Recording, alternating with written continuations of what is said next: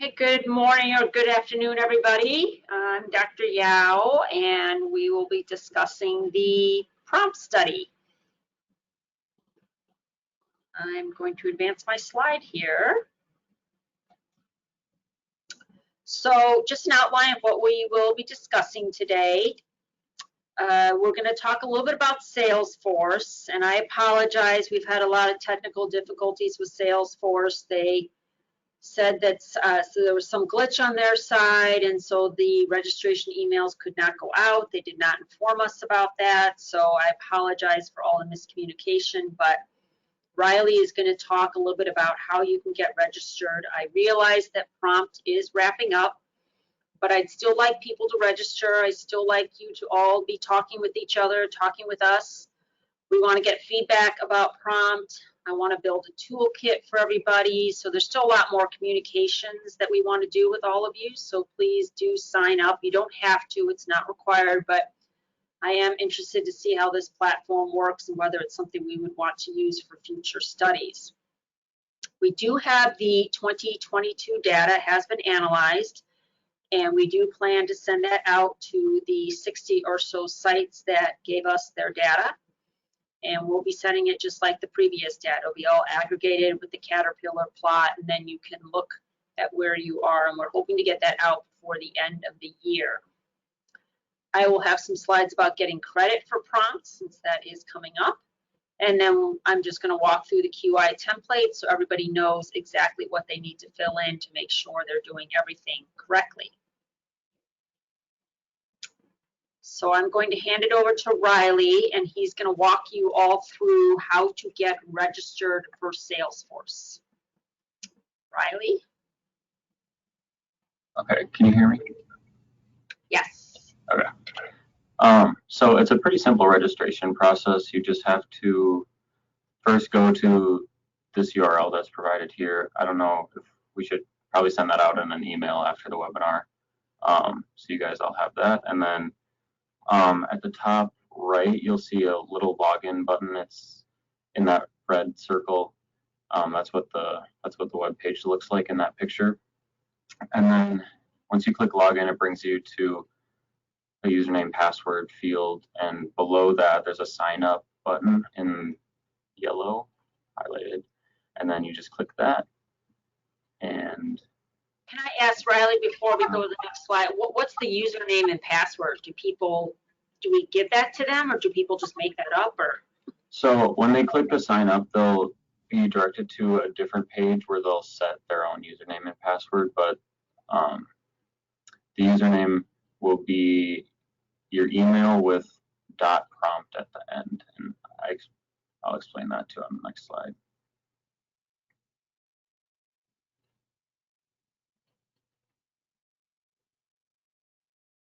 Okay, so that the first picture is what you'll see when you click sign up, and then you'll just enter your first and last name, your nickname, which can be anything. If you want to put your site name or just your own name, anything works. And then as I was saying before, with the email field, you have to do something a little different. You have to add .prompt at the end of your email. For example, brp@northshore.org.prompt. And it doesn't have to be a North Shore email. It can be, any email, of course. And then let's see. Then you just click submit when you're done with that, and you should be all registered. I think it'll bring you back to, there's either a confirmation screen or it'll bring you back to the main web page. But once you get there, you can go to the forums tab if you want to sign up for any of the forums. There's only one for each metric right now, but I reached out to the Salesforce people and asked them to add a general discussion forum for things that aren't metric specific, or for those who didn't sign up for one of the 4 metrics and did a different metric. And yeah, that's basically it. When you do join a group, you can manage email notification settings. I think you can set it to like a weekly digest or a daily digest, or get notified via email anytime somebody posts on it. So yeah, that's up to you. There's a little customization there. Okay. Because the way it works is that if you post a message, then all the other people that are part of that forum will also get an email saying somebody posted something, so then you know, and then you can go directly there and see what they wrote. Yes, right? exactly. Okay. Okay. We will send all of this out to you via email so you can have all the instructions. And like I said, we realize that prompt is winding up, but there is still, I think, a lot to learn from prompt, and I still want to get feedback from all of you, and really just very curious to see how this forums will work. And so please do sign up if you can. I realize people are busy and not everybody's going to sign up, but it'd be nice if we could get some sites to sign up and just play with it and see how it works for us, because if it works really well, then that's something we can use for future QI studies. All right, so I'm going to go to the next slide. This is just some stats on prompt. You've seen this slide before. The only thing that really has changed is we now have 131 prompt QI templates submitted. And remember, the deadline is January 15th of 2024 to get all of those templates in place. So let's just review a little bit what prompt is going to count for, because we got a lot of questions about that at the site reviewer training and just been getting questions through emails about it. So for year 2022, prompt counts towards standard 6.1 and standard 3.2. So 6.1 is quality improvement, 3.2 is clinical trial accrual. For 6.1, prompt will count as a specialty specific QI study, but it just counts as one. And remember, in 2022 and 2023, you still need two QI studies for standard 6.1. So you'll still need to have another one that you will be doing, or that you have already done. For standard 3.2, clinical trial accrual, prompt does count towards that. You don't have to calculate a clinical trial accrual number, but we still want sites to go over their clinical trial accrual with the site reviewer. We had, part of prompt was interviewing patients about their experience with timeliness. These were qualitative interviews, so we only did that with 28 patients across the system. Your patient did not need to get interviewed to get credit for 3.2. As long as you submitted data and filled out the enrollment survey, you were okay. For year 2023, prompt only counts towards 6.1. It does not count towards 3.2. For 6.1, it's going to count as an internal or center-specific QI study. And remember, again, we're in 2023, so you still need 2 QI studies for standard 6.1, so you still have to provide another one. What about the required documentation? For year 2022, for standards 3.2 and 6.1, there was an email that you should have received that stated that you submitted your data and that you will get credit for participating in prompt for 3.2 and 6.1 for year 2022. And you would just have to take that email and upload it into the PRQ. For year 2023, you're only getting credit for 6.1, and there is the prompt QI template. And you can download that and put it into your hard drive. And then when you have to fill out the PRQ, you need to print it out and upload it to the PRQ. We also want you to present your findings of your prompt QI study to the BPLC, so that needs to be documented in the minutes. And here is the, excuse me.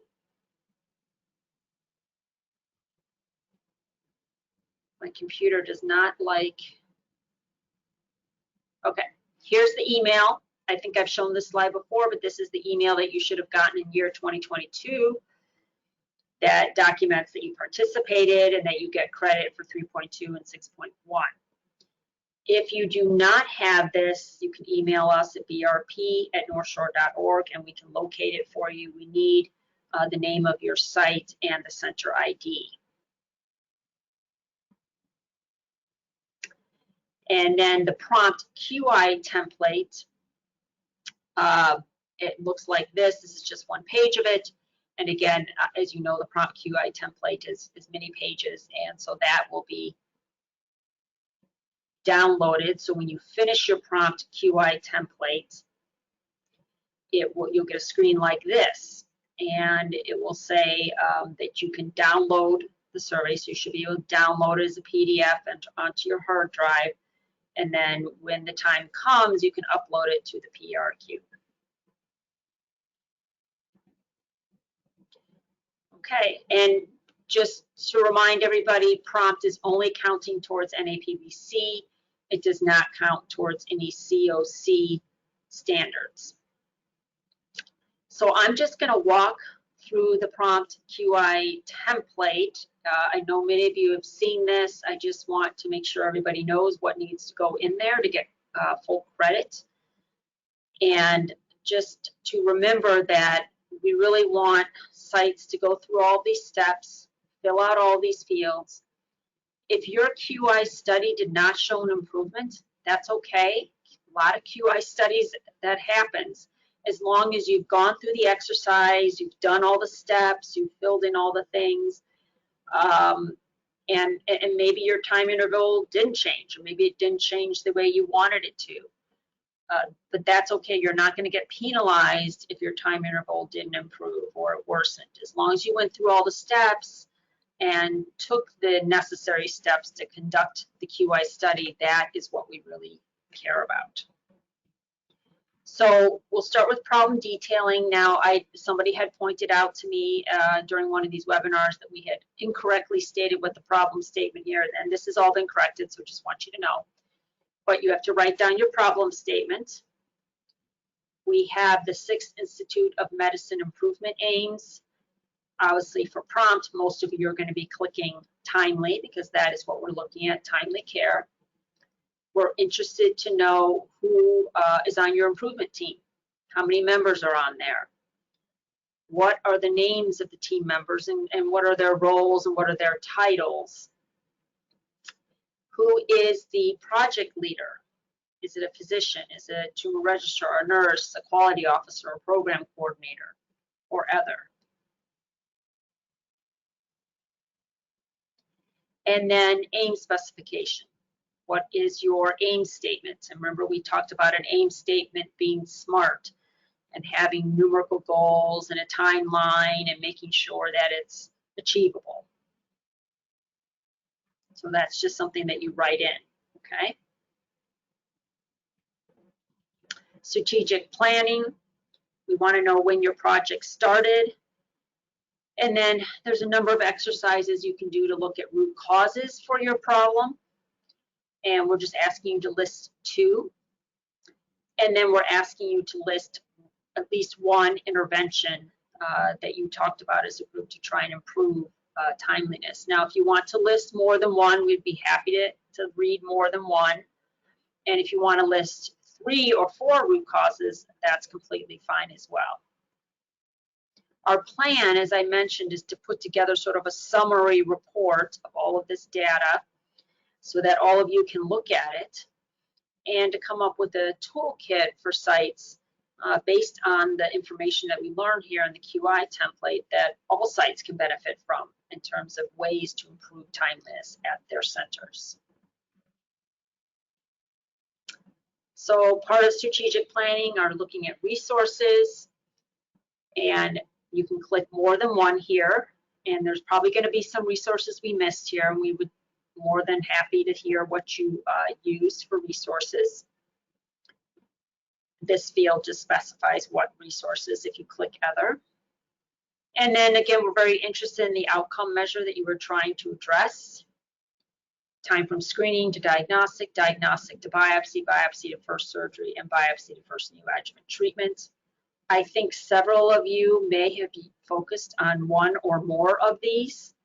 I think we were asking that you try to focus on one, but if you decided to do 2, that you could submit maybe 2 separate QI templates so that we can really focus on the specific timely metric to determine the root causes and interventions for that specific metric.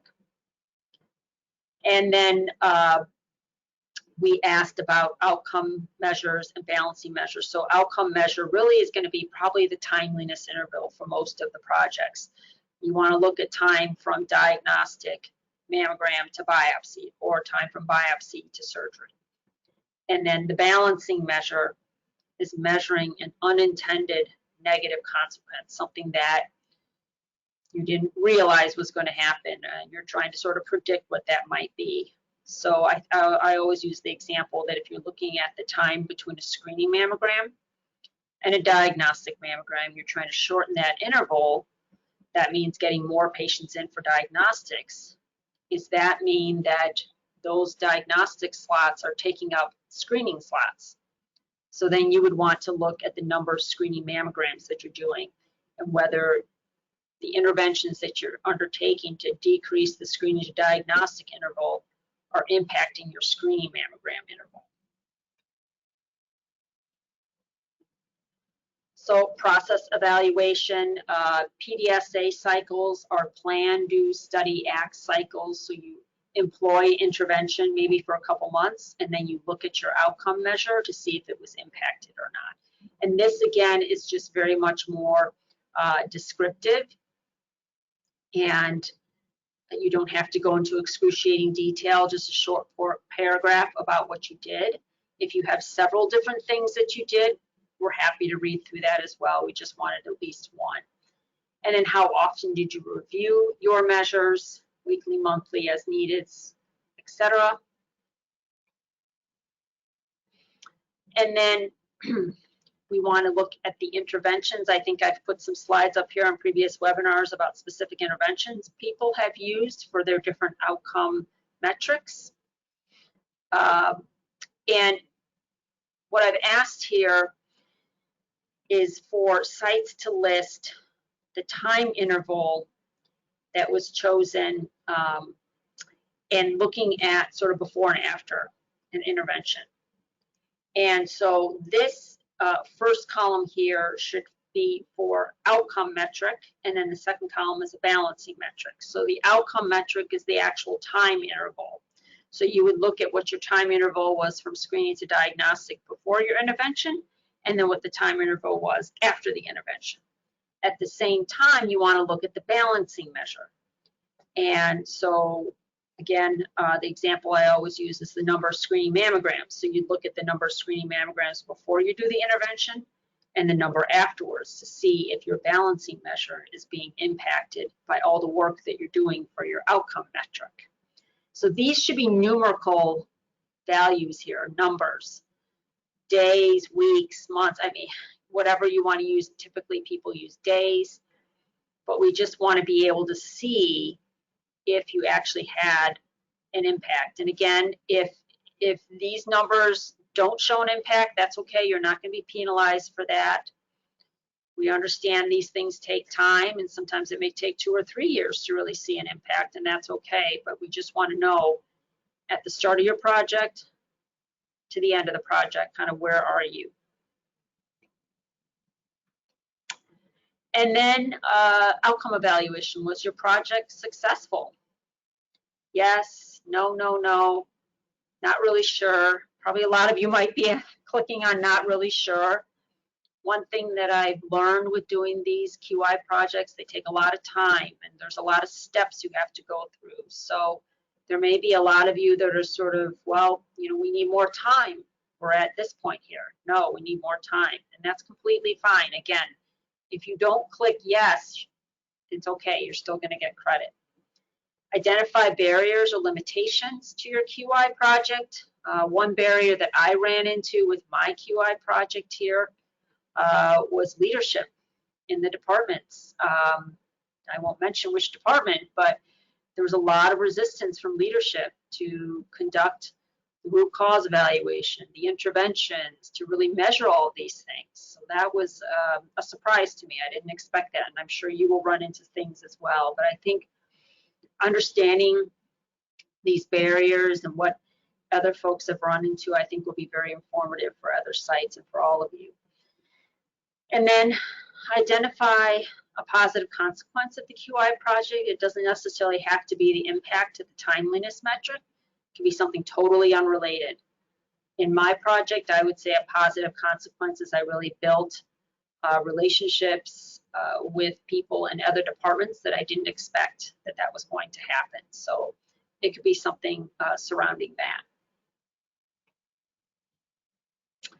And then knowledge acquisition. Did you share results with the BPLC?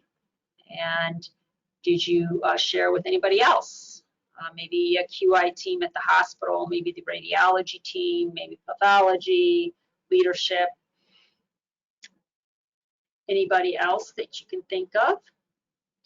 And that is all I have.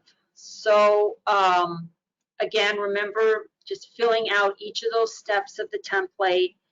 It doesn't need to be pages and pages of things. Paragraphs here and there are fine.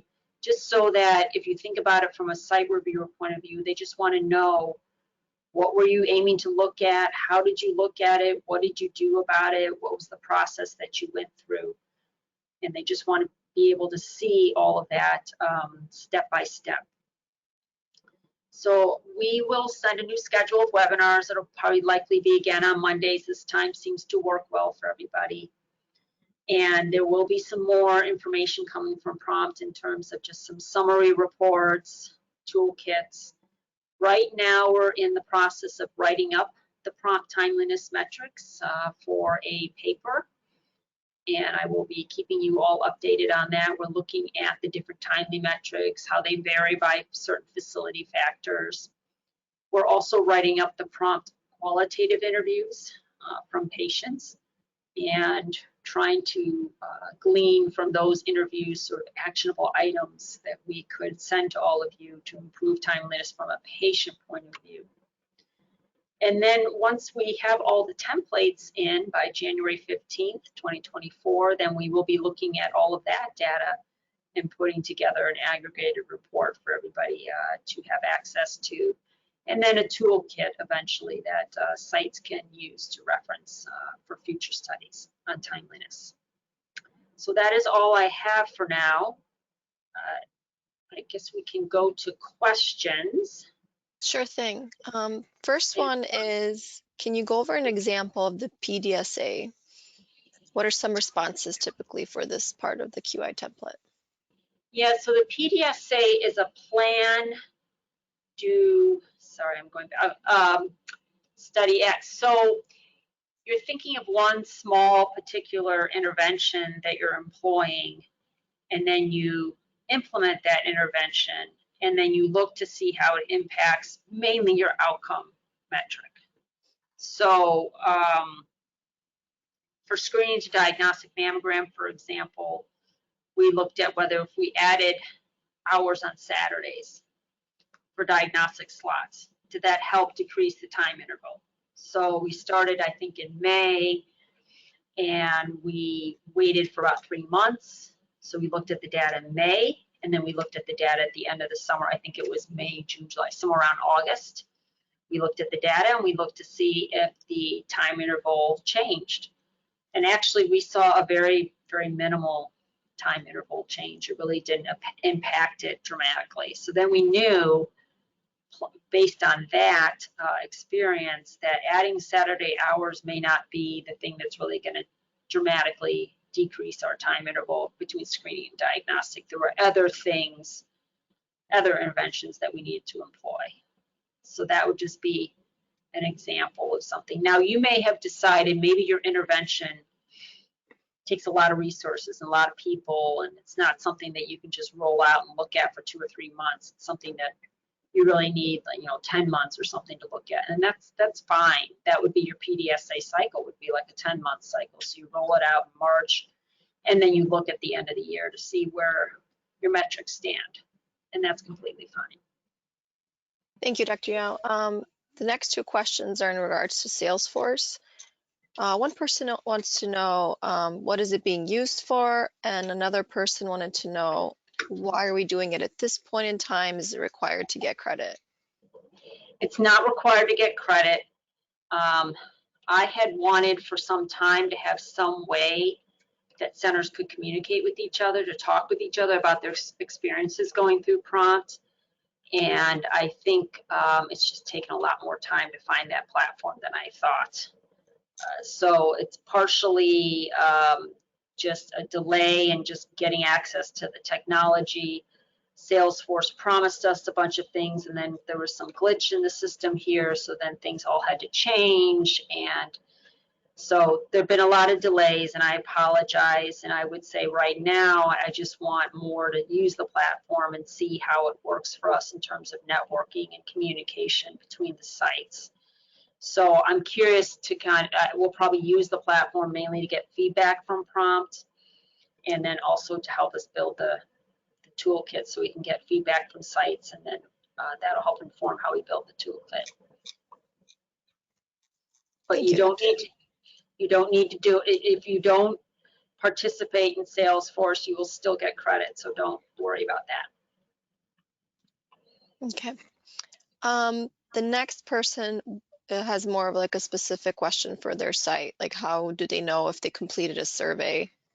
They did the timeliness, but they did not get an email with the acknowledgement, but they are on the list. I know what list they're talking about. There's like a completed timeliness metric list. So I think this might just have gotten lost, or we can resend it to you. Please email us at brp@northshore.org, and Riley can look up your site and resend it to you. Yes. And there's a lot of COC questions, Dr. Yao. Okay. One person wants to know, I thought that NAPBC accredited programs weren't being reviewed for cycle year 2023. Will this count for COC accreditation? That's the first one.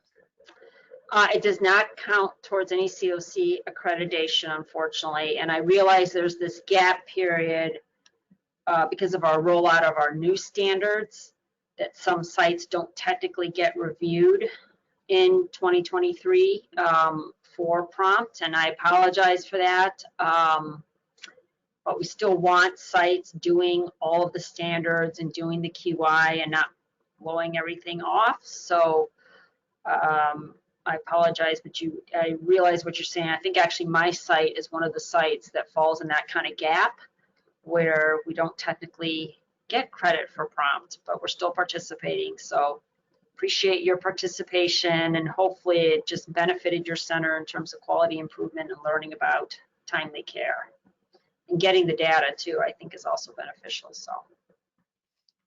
And the other question had the same sort of feel. They thought it counted for program goal 2023, and another site said, which measure does it cover? The COC one, because they're doing it for COC. So I think you answered that question, both of those as well. Yeah, I think so. So COC has different, obviously, standards than NAPBC, and we had agreed at the outset that the Prompt study would not count towards the quality improvement goal of COC or the quality improvement standard of COC. I think people did ask about the program goal and could they use Prompt as one of their program goals. And I apologize, but I think we did allow that, but I need to go back and review that. And I'm assuming that this program goal is a standard of COC. Yeah, so, someone said they'll send you the email. Okay, send me the email. I think the confusion is that if you can't really double dip in these things, so that's what I need to review. So if you're a COC site and NAPBC site, and you're doing Prompt as NAPBC QI, can that also count towards the COC program goal? That's what I need to, like, then you're kind of double dipping a little bit. So send me the email. I remember this. Yeah, I think you said that you can do one or the other. You can't do both. And I remember this email. All right, but send us the email, please, and we'll clarify. Okay. I want to confirm that we were allowed to perform a second Prompt QI timeliness measure as the second QI for 2023, as long as we performed and completed both timeliness measures templates and submitted them. Yes, yes. you can do that. But it has to be 2 separate studies. And like you said, 2 separate templates, 2 separate timeliness metrics, separate goals, separate aim statement, all that stuff. Yeah, Yes. so it will count for 2 studies in standard 6.1. Yes. Okay. What if the program did not encounter a negative unintended event as a result of implementation for the balancing measure? So I guess the balancing measure is something you think about kind of at the outset. What are we going to measure as our balancing measure? So there should be something that you should be measuring. And again, you may determine that actually it wasn't negatively impacted at all. It did fine, or maybe even did better. But you should have some measure that you thought was going to be negative, and then maybe at the end of the project you realized it wasn't. But that's okay. But at the beginning, you should be thinking, well, this is a possible negative unintended consequence. So that's how you think about it at the beginning, even though at the end it may not have been that. Thank you. If we submitted our QI template, how do we know it was approved, or is it automatically approved for use as a QI? So there really is no formal approval process. And I realize that that might be maybe a little bit of a gap. It's very hard for me to go through all 140 templates to determine if people are doing the right things. The site reviewers will be reviewing this. They don't all have in-depth quality training. So I think the main thing they're going to be looking for to determine if you're compliant is, did you go through all the steps and fill in all the required pieces of the quality study. Now, if you have questions and don't know if you're filling things in right, so, some of the site reviewers are very adept with the QI studies, and some not so much, and we are teaching them. But I'm happy to look at template. A couple of sites have sent me their QI templates. I've given them some advice about how to change things and make it look a little better and more in line with what the template is asking for. And I'm happy to review templates and give out some ad hoc advice. But there's no formal sort of approval process that will be taking place. Thank you, Dr. Yao. Can we enter some answers in the QI template and save it without fully submitting, come back to it at a later time? Yeah, so Riley, so I'm assuming you're asking, can you sort of fill it out maybe 50%, and then you continue work, and then you would come back and fill out the rest of the 50%. Is that possible to do that, Riley? Yeah, there's a save and return button on the bottom of the form next to the submit button. If you just hit that instead, it should save all your answers. Okay. See, once you hit that submit button, then it goes to us, right? And you can't get back into it. Okay. You can get back into it. Oh, you can. Okay. Yeah. Okay. If you hit submit, how do you get back into it? I think you can use the same link.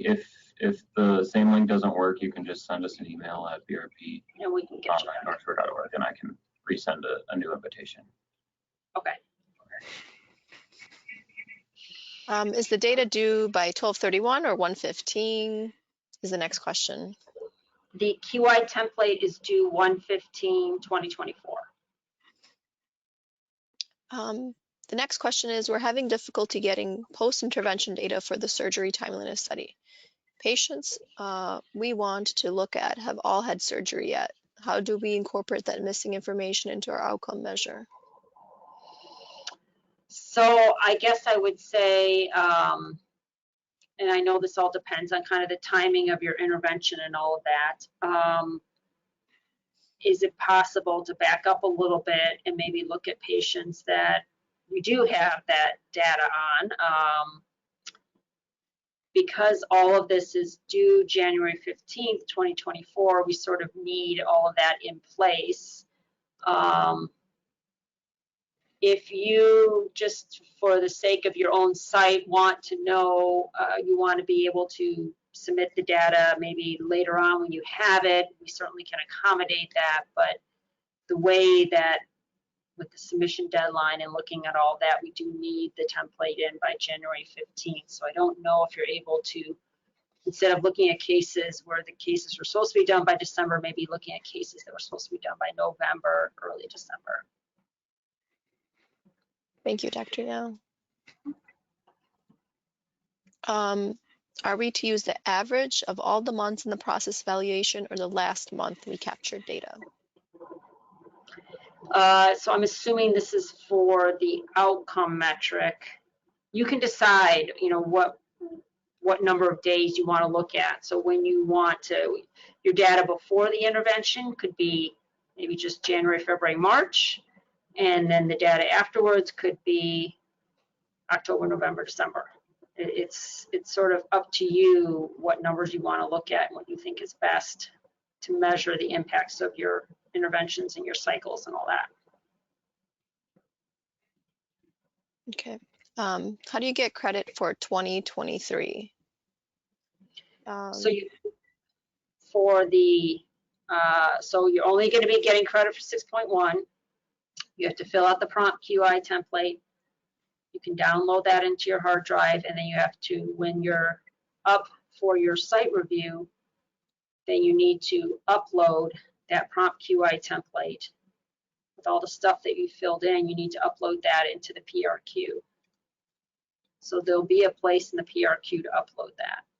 And then you also have to present your findings to the BPLC, and that needs to be documented in the minutes of the BPLC meeting. Thank you, Dr. Yao. The next question is, are you planning future QI studies for NAPBC sites? We are, but we will not have one for 2024 because the way the cycle works is the studies need to be submitted towards the end of 2023 to all the necessary committees to get approved, and then they would launch usually in early 2024. We have not submitted any formal QI studies to the committees, so we'll use the better part of 2024 to put together a couple new ideas for QI studies, and then they would go to the committees in later of 2024, hopefully get approved, and then be able to launch in 2025. Thank you, Dr. Yao. So if you guys have ideas for QI studies that you can think of that you'd be interested in, happy to hear them. They have to go through a whole vetting process with the QI committee and so forth, but if you have any burning ideas that you think would be good, go ahead and send them to us, brp@northshore.org, and we'll take a look. Thank you, Dr. Yao. How soon before submitting the QI template do you know you got credit? Oh, I see. So you want to, so once you submit the QI template, it sounds like people would like sort of a confirmation that the template was submitted, it's there, and they're getting counted. Is it possible, Riley, to send out like a confirmation email to sites? Yeah. Once the QI template has been submitted? Yeah, it's not set up right now, but I can certainly do that if you want. Yeah. So I think what we can do for everybody is, because the deadline's January 15th, we can maybe after January 15th generate an email to all the sites that submitted their QI template, so everybody will have sort of confirmation that it's there. We can certainly do that, yes. Okay. If we're not doing it for NAPBC, we can do it as COC, question mark. That's what I need to look into the cancer program goal. I think the way that we had stated it before was that if you're using prompt as a QI study for NAPBC, I don't think we were going to allow to use it as a cancer program goal in COC because then it's sort of double dipping. But if you are using prompt as a QI for NAPBC, and then maybe you do a different timely metric as your cancer program goal for COC, I think we were going to allow that. But I need to review my notes to confirm. Thank you, Dr. Yao. Yeah. Our program and organization are limiting travel in 2024 due to budgeting. I'd like to attend the QI workshop in February 2024, but cannot be there in person. Is there a way this can be offered virtually in live time? While I appreciate these QI opportunities, webinars are helpful. Access to formalized training would be greatly appreciated. So Asa, I don't know if you're on the call. Are you able to answer that and address that? Yes, I'm able to answer that. So the QI workshop was intended to be, this is a kind of a pilot workshop on QI that we're offering in February. And so the registration was limited to 40 individuals, and it's actually now closed because we've reached capacity. It really is not conducive to virtual participation because most of the time will be spent working with your colleagues around the tables, which will be set up like in rounds of 8 or 10. So there really is no way to offer this virtually. The committee who is working on the quality improvement work is looking at options for additional workshops on QI. And we'll be discussing how they want to offer that in 2024. So watch the Cancer Programs newsletter for more information about additional QI training opportunities. Yeah, so the cancer program meeting is February 22nd to 24th. It's in Austin, Texas. There is going to be a NAPBC workshop to review the new standards. That'll be the morning of February 22nd. So if you are able to attend, we'd love to have you there. We'll be going through the standards, answering a lot of commonly asked questions, and we'd love to get feedback from you. Thank you, Dr. Yao. The next question is, do we need data submitted with the QI template or just the findings? It's just the findings, but remember there is the outcome and the balancing metrics, and those are numerical data fields. So looking at your time interval before and after the intervention, and then the balancing measure before and after. Okay, thank you.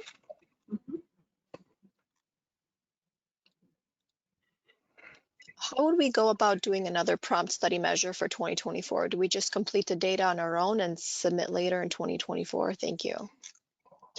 Yeah, so we did allow that sites could do prompt QI project in 2024. It would have to be a brand new one, a different metric. We will not be collecting 2024 data and providing it back to centers. So if you are interested in doing a prompt 2024 QI study, then you would have to look at your own data, and then you would provide that in the QI template in that field where we have the before and after metrics there. Thank you, Dr. Yao.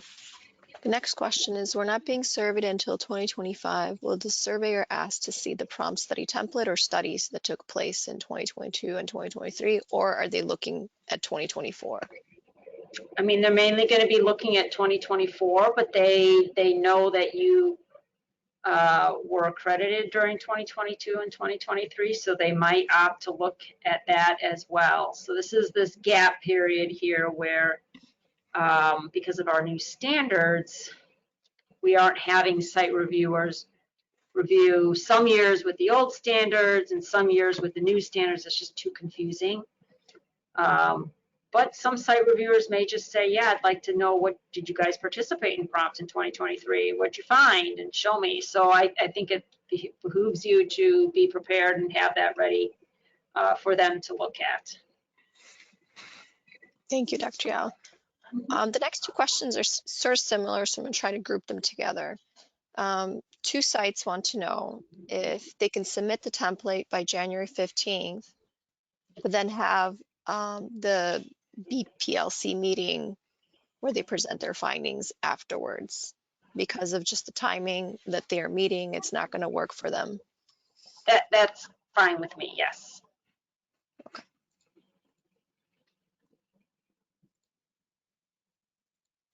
Okay, someone is commenting on the education, and they said there's a QI education model through a CS website, which is self-paced.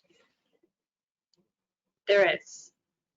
I honestly don't know much about it.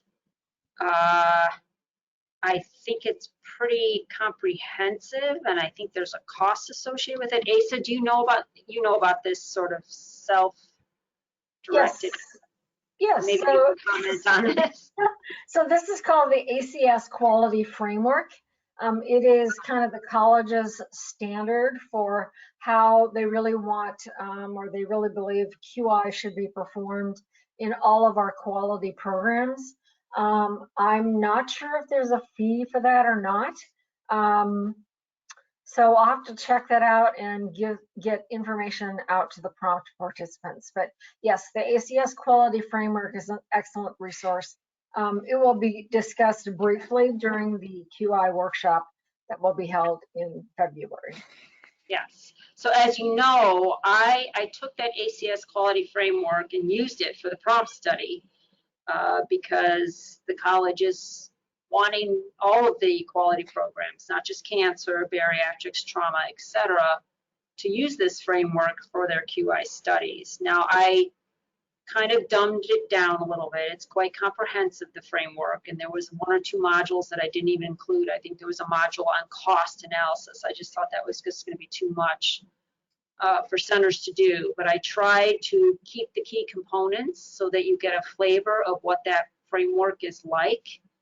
And it's not as comprehensive as what you'll see on the website, but it will give you a taste of what the framework is. And I think it's a great detailed framework, and if you follow all of those steps, there's nothing you're going to miss. Asa, you don't have to worry about it. They responded that it costs $250, the module. Thank you for that information. Yes, and thanks for letting me know. Good information to have. Thanks. And what was the date of the standards meeting? Someone wants to know. So February 22nd at the cancer conference meeting in Austin, Texas. It'll be the morning of February 22nd. I think it starts around 7:30 in the morning, goes to about noon. That's correct. And there's lots of space available in that workshop. So feel free to register for that. And also we hope that you'll attend the cancer conference, which begins that afternoon at 1 o'clock and runs through 3 p.m. on Saturday. Yes. And Asa, don't we have a webinar coming up that's going to go through the new standards? Well, yes, that's actually tomorrow. Okay. Not too late to register for that. So feel free to register for that webinar, which takes place tomorrow. And what time is it tomorrow? Is it at 12 noon Central? Yes, it's at Central. That's correct. And we will actually be recording the webinar and posting the recorded content on our website. So that usually takes about 24 hours to post that. So if you're not able to make the webinar tomorrow, the information will be available to you shortly after. Okay, and how do they get access to that registration link? I think it's posted on our, well, there's a calendar notice in the most recent issue of Cancer Programs News, which is available on our website, our Cancer Programs pages of the website. So if you just access the college's website, facs.org, and then search for any PBC webinar, it should come up. So do that. Chantel did send it out to one of the participants. Oh, very good. Okay. I think, yeah. Super. Okay. The registration link is a reminder email, will be follow up an email that we sent to everyone in 1 hour. Okay. Yeah, I think that webinar will be very helpful to learn about our new standards. And we've really tried hard to address all the questions that people have about our new standards, because we know there are lots of questions. And we've made some tweaks and some modifications, so hopefully everybody will be happy with what we've done. I know we're not going to be perfect, but we're doing our best to be responsive. So, all right. Is there anything else, Sandra? Or are we Now it's just, can we get the registration link to tomorrow's Okay. standards? So Okay. So, Chantel, are you able to send out that registration link for the webinar tomorrow to everybody who's on the call now?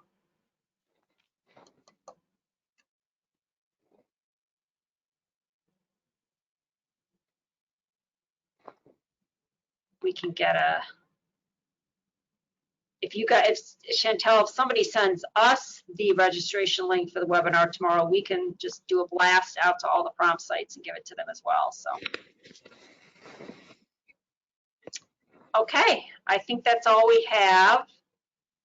Really appreciate all of your time working on prompt and participating, listening to all these webinars, going through all the steps. I hope I get to see some of you at the conference in Austin, February 22nd through 24th. I know it's difficult to get there, and I know a lot of people have said that their medical centers are budget restricted and just can't send them there. But if you're able to make it, we'd love to have you there.